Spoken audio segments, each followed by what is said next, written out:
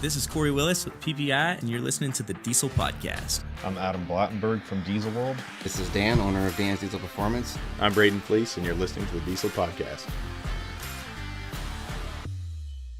What is going on, Diesel Nation? We're excited to have you guys with us today on the Diesel Podcast.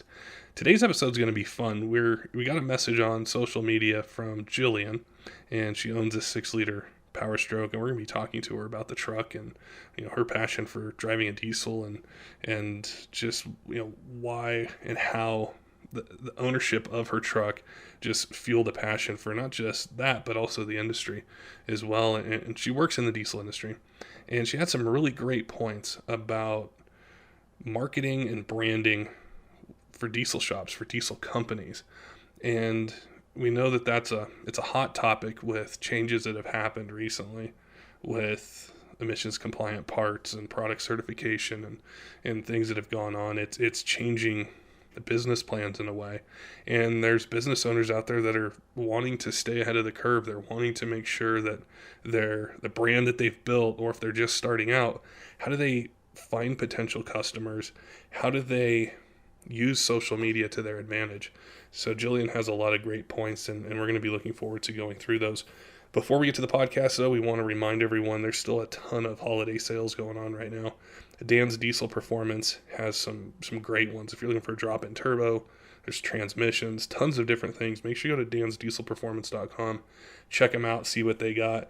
And also Fleece Performance. There's a ton of things that are on sale with Fleece Performance. So if you're looking to do some stuff while your truck's down for the winter, get ready for race season or camping season, check out either Dan's Diesel or Fleece Performance and see what they've got going on. You can save a lot of money. All right, let's get to the podcast with Jillian and talking about her 6-liter Powerstroke and also branding and marketing in the diesel aftermarket.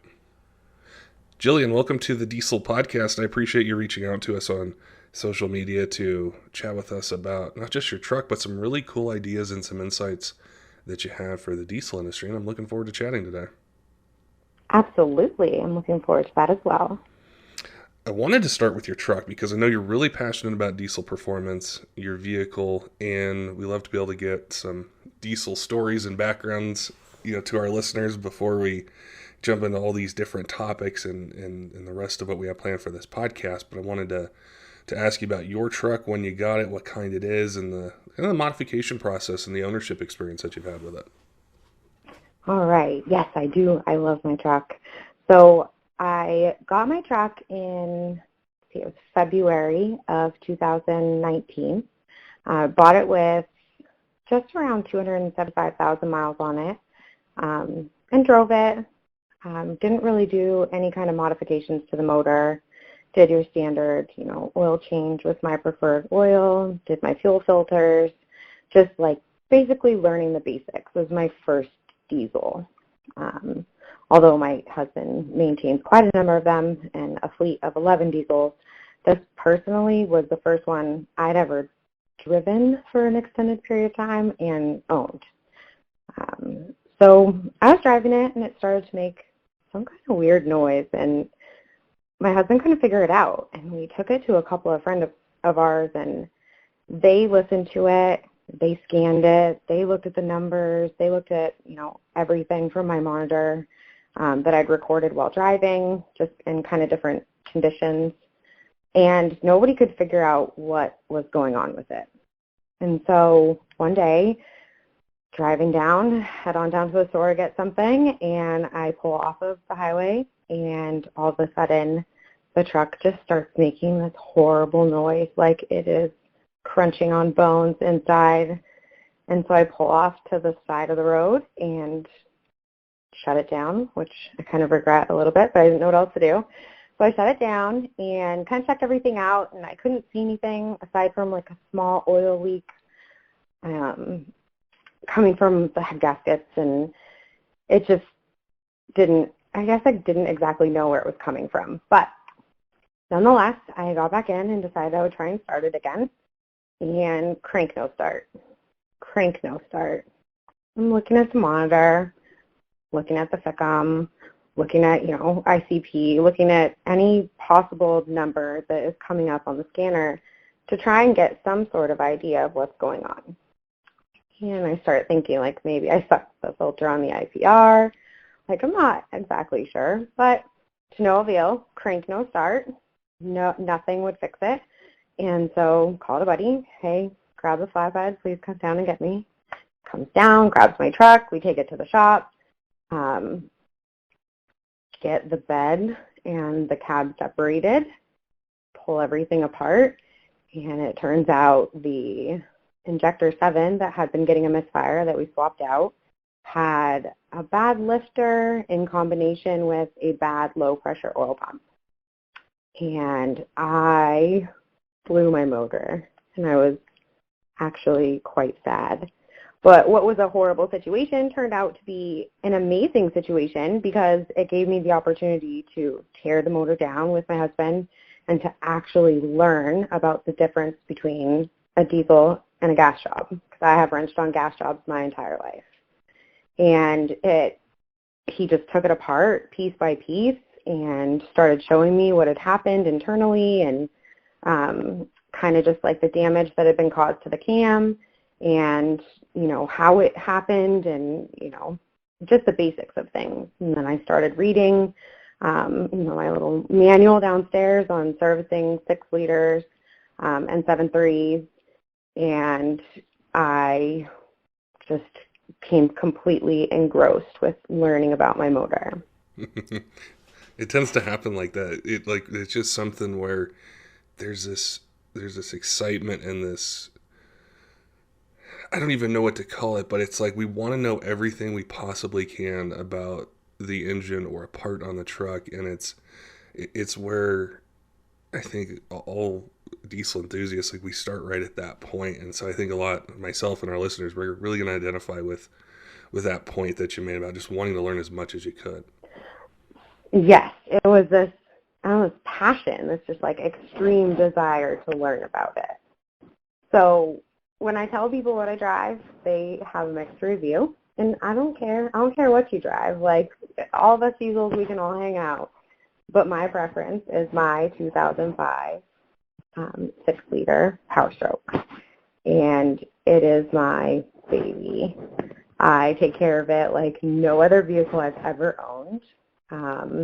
And doing the motor rebuild, we decided to get a VT365 from a 2005 that had 78,000 miles on it, and tear it down, replace every seal, clean everything, just kind of going through it with a fine-tooth comb and replacing, you know, what part is better, which H-pop is going to be better, like just kind of taking a gamble between the two motors and just building it up as much as possible. ARP headsets, EGR delete, muffler delete, you name it. If I was capable of doing it, I did. I have a Garrett turbo in there from the VT365, which I preferred the sound over the one that came in my 6-liter. But now I need a bigger turbo. I need a 12-blade or something. I'm needing a bigger turbo. That's necessity. That whistle and the spooling and just everything about the diesel motor. Like, my favorite thing is not only just like hauling up a hill with so much torque and not even exceeding the speed limit. Just the feeling of the power of the truck going up the hill and then just easing off and just like listening to the injectors just tingle underneath the hood. It's just the best. Everything about it is the best. I don't even listen to music as much. I love it. So and everybody says, oh, you have a 6.0, it's a 6 blow. And I say, you know, when you learn how to wrench, you can keep it running. And they just tend to shut down at that point and not say anything further. But I love my truck. I absolutely do. And today I'm realizing that I need to do a couple more things, but I'm really needing a new turbo, I think. What was really cool about in chatting with you before the podcast was talking about, you know, the truck first of all, and the experience with it and the passion for it. But then also, this is more than that. It's also a career for you. You had mentioned, you know, the shop that you and your husband have. And I wanted to ask about that next as we kind of get into these other topics is, with diesel being livelihood, your livelihood as well.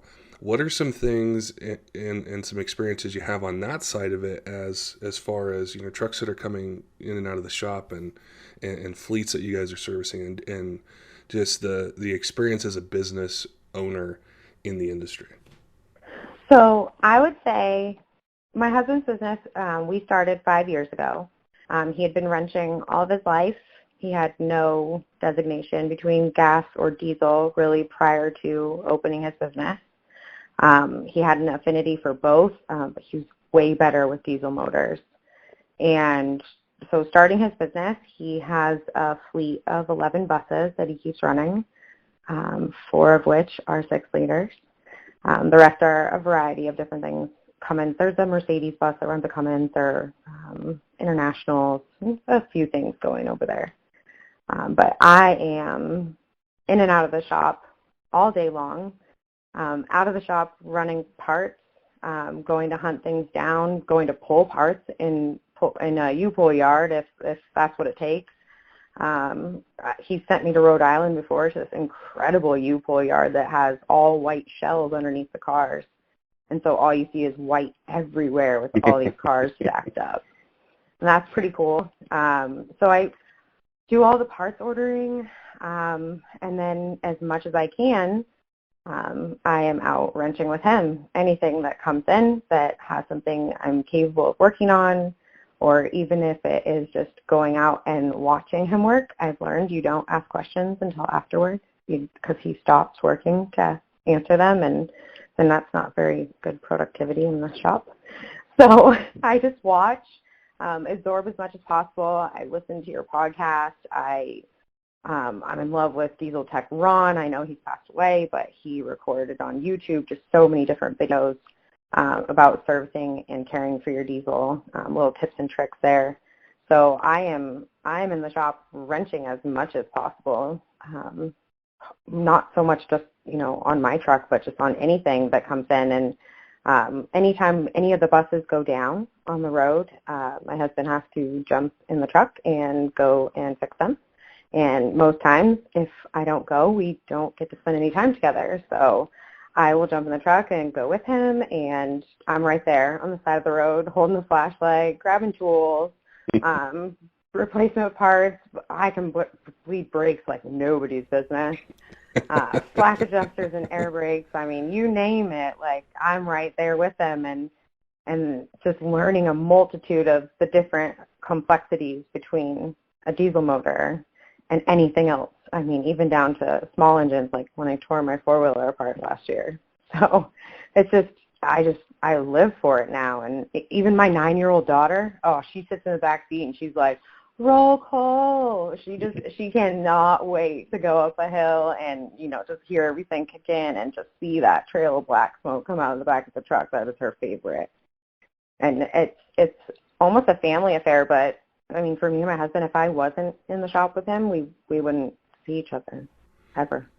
I think a lot of those things that you mentioned, we hear about on the podcast, and especially on social media and just comments and things like that, is how many women are passionate about diesel performance. One, owning them, but then two is on the business side, and what a crucial part women play in the business side. And there's a few topics I've really been looking forward to chat with you about, because I know that for the business owners out there, this is really going to resonate with them. There's a lot of expertise you have with this, and I want to just kind of turn the podcast over to you. Is you had mentioned something when we were chatting before about how important social media is to businesses, especially in reaching new customers, but in ways it can be a challenge because, like you said, you guys are busy all day, whether there's ordering parts, accounting, working on vehicles, getting new parts in, getting vehicles out the door, going on the road, servicing them. It can be challenging to market or find those customers on social media, but you have some ways and some tips and some things that that our business owners that are listening will definitely appreciate. And I wanted to ask you about that side of it, and what you've learned and different techniques on that front that you think can really help small business owners. Absolutely. Just to explain a little bit of how this came to fruition, I was spending hours, 6, 8, 12 hours, preloading posts into Facebook for his business and trying to figure out a way to market people. And so much of the time, Facebook is explaining to you that likes, shares, and follows are the most important things.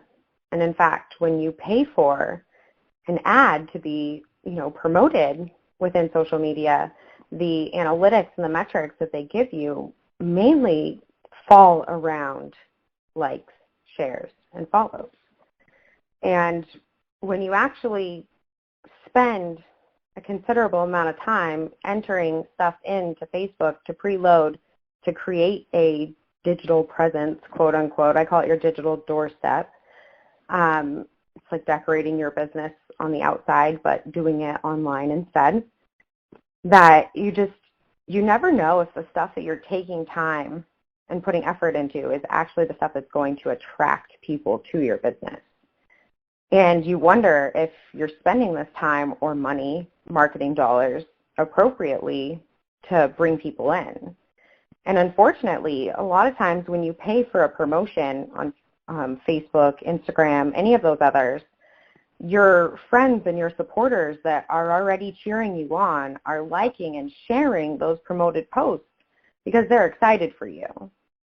But in all actuality, Facebook doesn't care that they already follow you.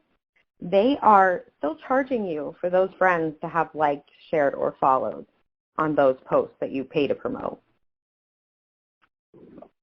So when you look at the cost base that you're paying versus your return on investment, your ROI, you're not really seeing a huge return or a certain number of times the phone is ringing or even a basic dollar increase that you could associate with having run that promotion.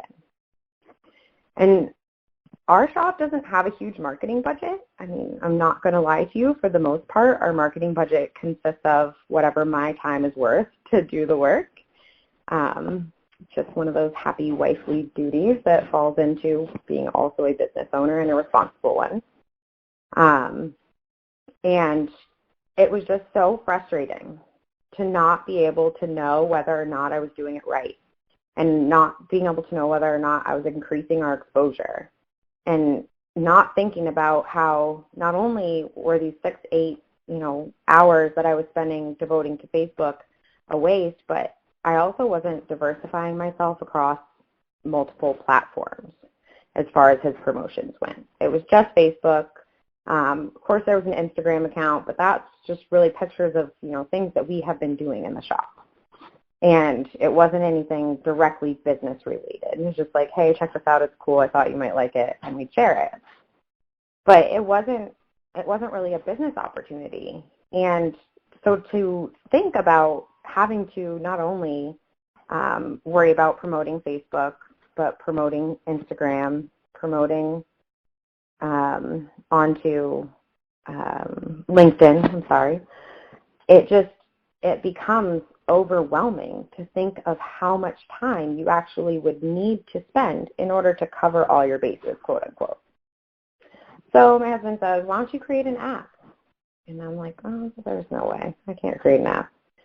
And so I kind of thought about it a little bit the next day. I was frustrated not having completed as many things as I wanted to the night before, and started calling around and figuring out how an app actually is created and how do these analytics work. And SEMA's always emailing us and saying, focus on social media, learn how to crack the algorithm, figure this out. And it just seems like such a huge amount of work. It's so much to overcome to try and figure out something that doesn't seem all that important to my generation.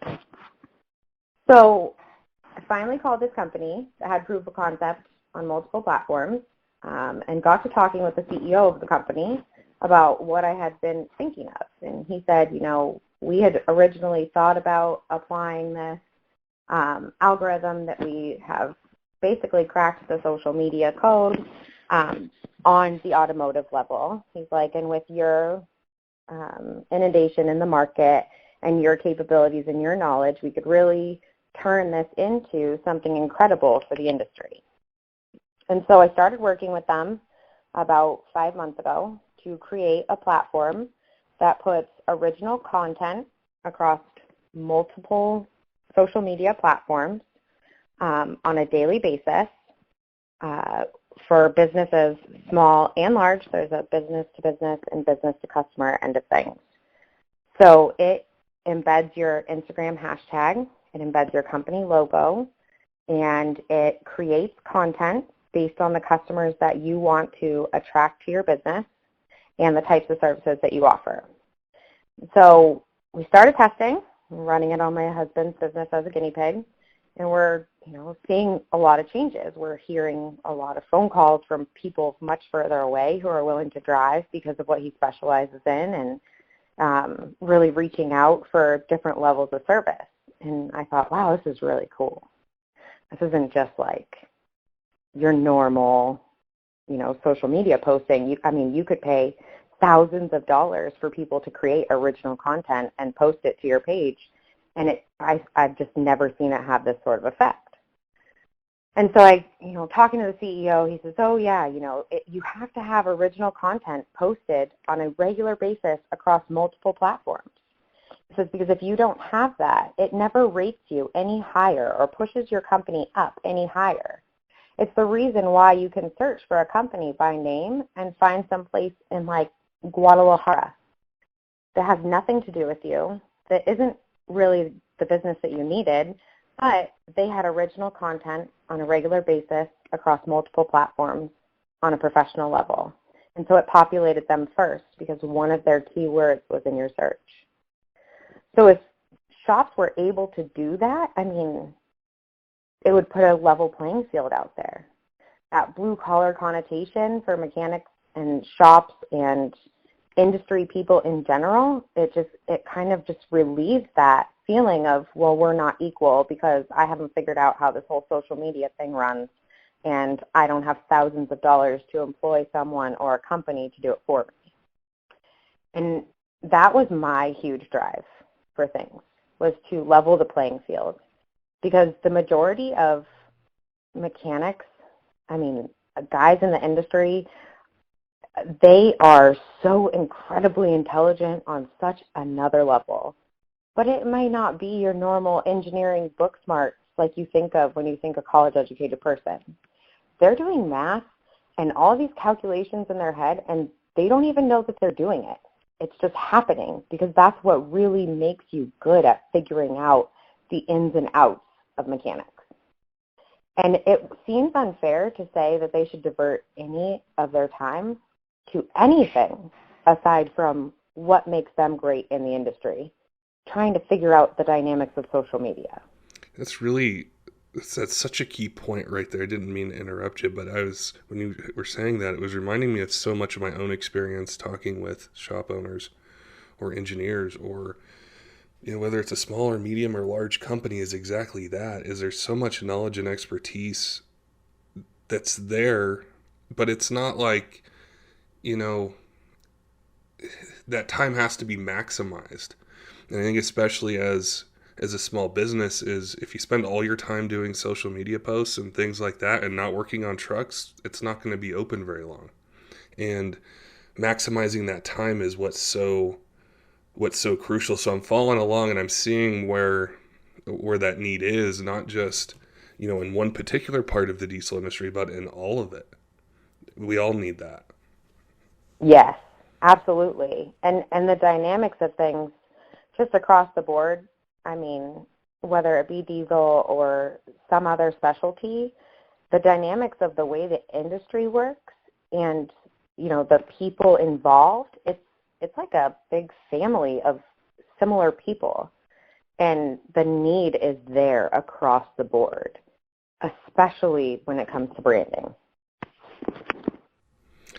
I also think the way branding's done is different as well, especially with today's either truck owner or, if it's a fleet manager and they need a place to, be able to take their vehicles, whatever it might be. Like, the old ways of finding a business are different than now, where social media plays a huge role. And even if I step outside of, talking about diesels, when I'm looking for a company or a product, usually I have seen it or looked for it on social media before I ever looked at something in print, so Google does play a role if it's something local that, is quick and easy. Oh, yeah. Across the board. I mean, the millennial generation and younger, as they put it, is not leaving their home. They're not leaving their, life, all of the things that they have planned to go out and visually see a business. And they're not looking you up in the yellow pages, and the word of mouth from people is kind of less and less as far as saying it person to person as it is putting it on social media. I can find far more opinions about places from looking at people's social media posts than I can asking them a question about things. So if you don't have a social media presence, you are at a disservice to all future generations. And even those businesses that tell me, oh, I've been in business for 40 years, I've never needed to advertise. Well, the ways that the world worked before are changing, and the dynamics are changing, and people are an on-demand kind of society, and we are growing into that instant gratification where you need information now, and I don't want to wait for this company to open. If they just had a digital presence, I would know everything about them. And going out and visiting shops and meeting with shop owners and seeing what their needs are, there were so many more dynamics that grew into the app. It was, oh, well, you don't have a website, or, oh, you're paying, this company X number of dollars a month to have a website for you. It's based on reviews that you can't even see from a phone platform. And ask people how many computers they have in their house, or how often they use their computer versus their phone. And if you don't have a website and you've been paying for Google AdWords, and people are going to a, Facebook that's desolate and empty because you haven't posted much because you've been busy, but you paid for your Google AdWords, they're going to click back and go to the next place and see what their digital presence is like and make a decision of who they're going to work with. Well, you just paid for that Google ad, but the other person got chosen instead of you because their digital presence was greater. So essentially, that Google ad money was wasted. And it's debilitating to see so many companies try so hard, so many shops, so many of our shops trying so hard to just do the best that they can with the resources that they have, and it's not enough, and that saddened me. So now, if you don't have a website, the app includes a website. If you don't, if you need something, ask us, and we will see if the dynamics of how the automation works can allow that to be added in. So many guys say, oh, I can never find, all my information. I wish I just had everything for the shop all in one location. Well, great. We added that too. It's just like whatever the need of the industry is, we've added it. And that's when digital marketing came into play, and branding and helping people to brand themselves, because they built a business 20 years ago and the logo out front was designed by a friend of theirs who's no longer in business, and they don't have the rights to it, or they created business cards with a standard template and a font. And so now they don't have any branding whatsoever. I mean, whether you own a retail store or a business, your brand is what sticks with people. And if you don't have a consistent brand, then you're not sticking with people consistently. And that becomes so important. So digital marketing assistance then comes into play and adds more value then to the app, because you get 3 hours included to help you create or modify your brand and solidify your presence and do the things that you don't have the capacity or time to deal with on social media in order to give you the most value out of an investment, especially in a shop. I mean, you have very few extra dollars when you think about how you went to SEMA this year and you saw these upgrades that you want to have in your shop, and that laser alignment rack is awesome and I need that. And if you have to think about spending marketing dollars versus investment dollars in your business, I mean, really, what is the ROI on marketing versus a tool that puts you a step ahead to be able to perform services quicker, faster, and more efficiently than you ever could?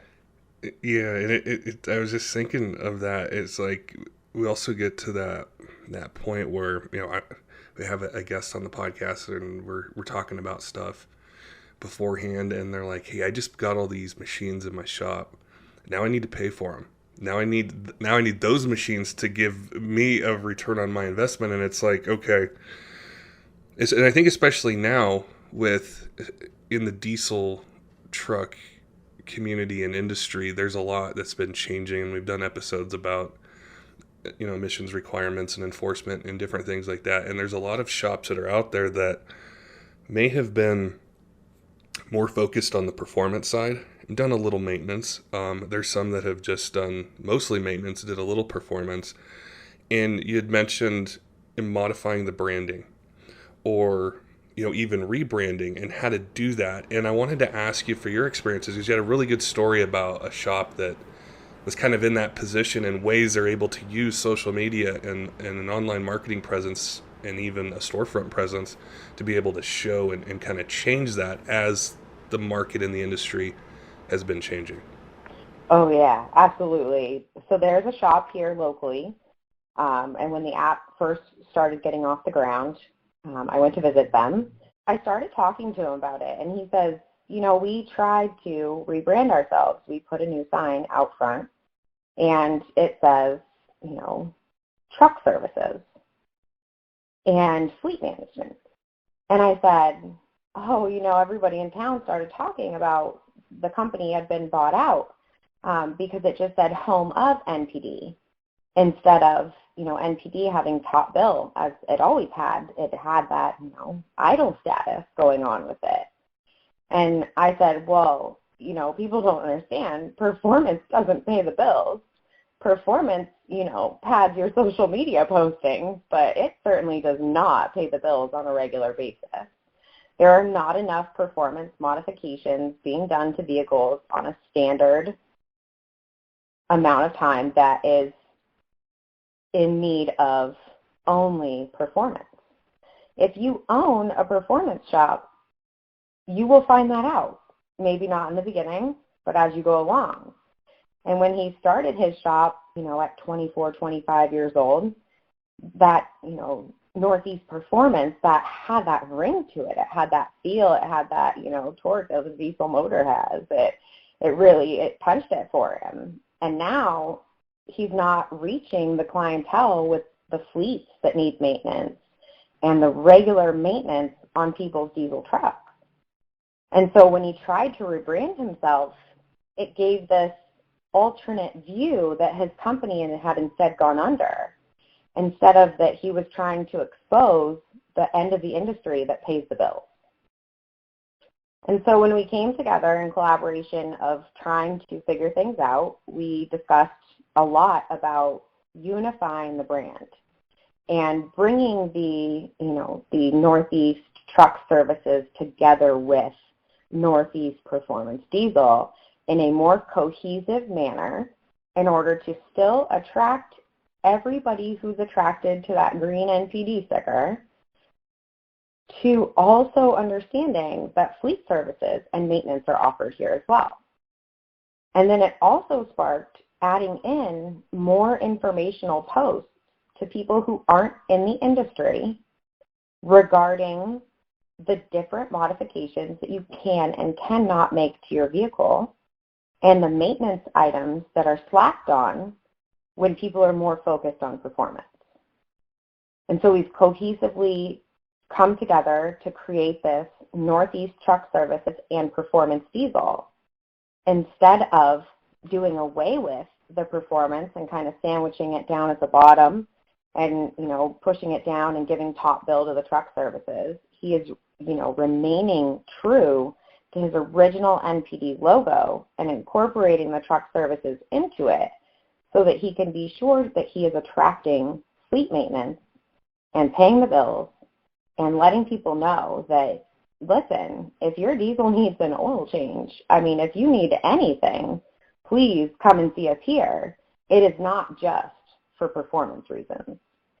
So it was, for him, it seemed like such a no-brainer to just change the sign and to order this incredible sign out front in order to attract more of the business. And instead, it kind of deflated a little bit of his brand because people weren't seeing that same very prominent logo up on the sign anymore. And it was that, that was honestly, that was the breaking point of understanding that we needed this digital marketing assistance, that these shops don't have thousands of dollars to spend for somebody to rebrand their company. That's such a corporate world way of thinking, I feel like. Oh, let's rebrand you. It's like, it's almost like a celebrity thing. Like, oh, we're gonna change your view of things and all of that. But it's just, it's not something that you spend time thinking about when you own a shop. But when you're crunching numbers at the end of the day, you're certainly thinking about what paid the bills, and you want to make that prominent. But what is the best way to do it without losing your identity? I think that's going to be a major focus for years moving forward, is exactly that example, and then how you can use real techniques to be able to do it. And I know there's a lot of shop owners or small business owners that are listening, that's going to resound with them because they're right in that same sort of position. Maybe they haven't rebranded yet, or even just expanded the the view or what potential customers would know they could do. That you could take your vehicle there for maintenance or for different things where maybe before they were doing high horsepower builds and sled pulling trucks and drag racing, or that was the main focus, and now they just want to grow in a different way as well. You still do that stuff, but also how do you attract customers that know you do an oil change and a differential service and something else. And so that's something that I think is really going to be key moving forward as the industry evolves in the way that it is.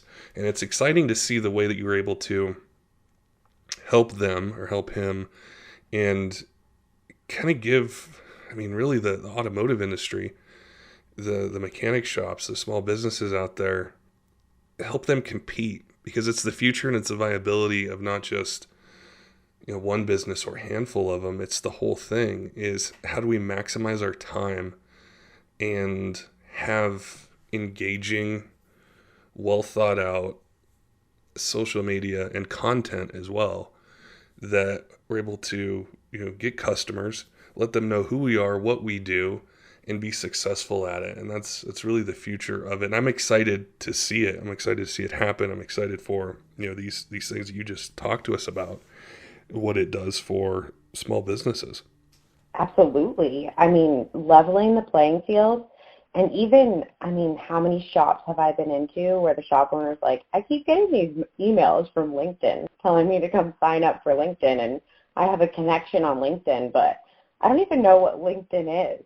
And so I get a little excited because, you talk about leveling the playing field and closing the gap between the corporate world and like the blue collar realm, which is unfortunately where, mechanics get stuffed down into, is LinkedIn is reaching those white collar businesses that have fleets that need to be maintained. And in the diesel world, that is incredible. That is such an opportunity for people to close the gap and connect with others that they know at their level that are business owners, that maybe have other connections themselves, that now find a viable, opportunity connected to a friend of theirs that's basically a recommendation if you accept the connection. and you're closing the gap and you're reaching. So to have content generated there on a daily basis as well is building that end of things and trying to achieve any kind of fleet service, regular maintenance, any of those things, higher end vehicles. If you're not reaching all levels of platforms because you don't understand it, good night. I mean, that's debilitating. And so it's closing that gap. It's leveling the playing field. And it's exhilarating to see these businesses call me and say, oh, I just got a recommendation from LinkedIn. A friend of ours has a landscaping company, and they have 11 diesel trucks that they run that they need maintenance. And I'm like, that's awesome. I'm so glad that you found that. I mean, that's great. If you're not using LinkedIn, use LinkedIn. That's pretty much the bottom line, because that does close that gap as well. I heard someone tell me once, or they had mentioned this saying in passing, but they said your network equals your net worth. And it's not, like in the past it was like, okay, well, your network's the people you go shake hands with. It's the people that are right around you. But in today's kind of consumer market, your network's also social media. And it doesn't necessarily mean you have 15 or 20,000 people who like your page and you maybe have 3 customers on it. It's how do you find 500, 1,000, 1,500, 2,000 people who could potentially use your services? That's worth more than the 15 or 20,000 non-engaged followers who, might not, might see your story.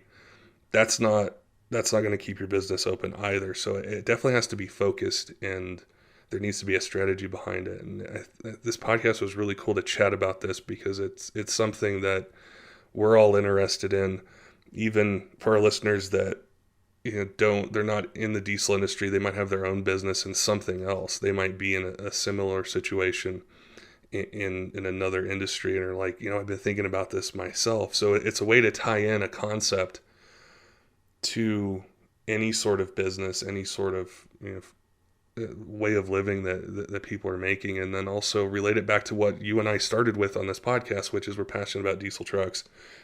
No matter the brand, no matter what we're doing with them, that's how it's all linked together. So I definitely appreciate your time today and your expertise and the stories that you told us. And I know people are probably going to have questions for you and want to reach out to you. What is the best way for anyone that's listening that would like to say, hey, I'm right in the same position. Like, how do I start? What do I do?